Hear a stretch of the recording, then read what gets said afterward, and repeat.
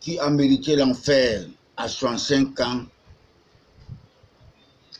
25 ans au pouvoir. Mes très chers compatriotes, les francs-maçons sont à la conquête du pouvoir.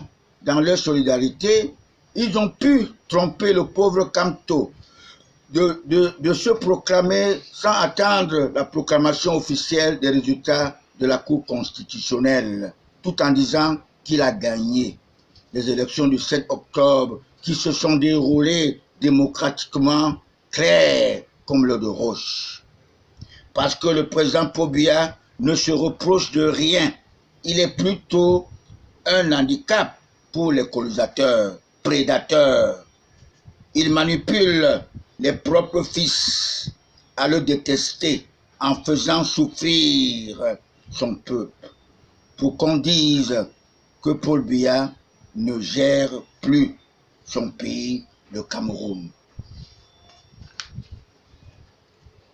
Tous ces francs-maçons, même le diplomate américain Nagui Tibor s'en mêle à une histoire de notre nation, alors que son président Donald Trump avait dit que l'Afrique est une merde.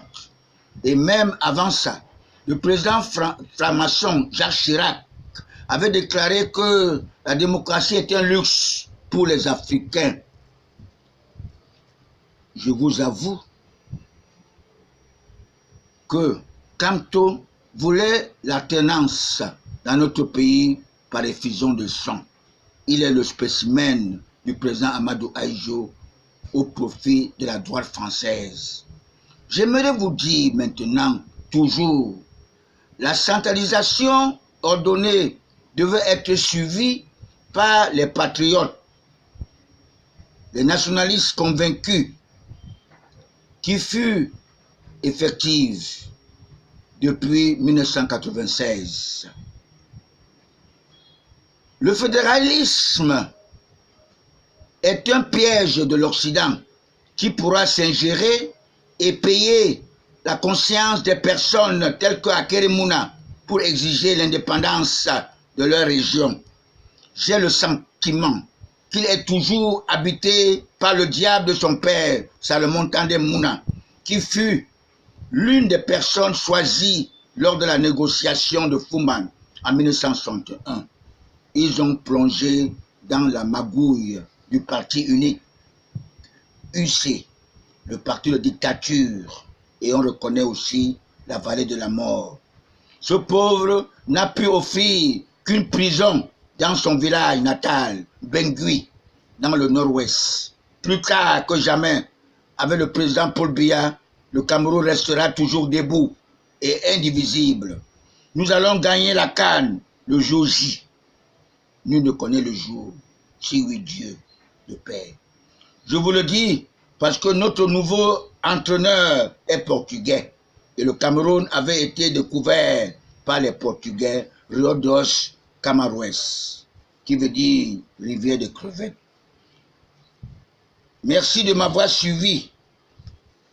Le nouveau entraîneur de l'équipe, n'est-ce pas, me semble inspiré des bons anges de Dieu et que les politiciens, n'est-ce pas, doivent laisser le football aux footballeurs. Nous avons au Cameroun, n'est-ce pas, des meilleurs talents tels que Mila Roger et Tofis, j'en passe. Laissons le président Paul Biya, le premier sportif, n'est-ce pas, de diriger lui-même l'esprit de ce football. Personne ne sera de trop. Rendez-vous en 2035. Le président Paul Biya est le seul en Afrique noire qui connaît bien les Occidentaux. Il maîtrise bien leurs caprices de déstabilisation. C'est pour cette raison qu'il avait dit qu'il ne voulait pas que nous commandions notre paix, car elle n'a pas de paix, la paix n'a pas de prix. Le pays, lors du développement, il ne va qu'en arrière.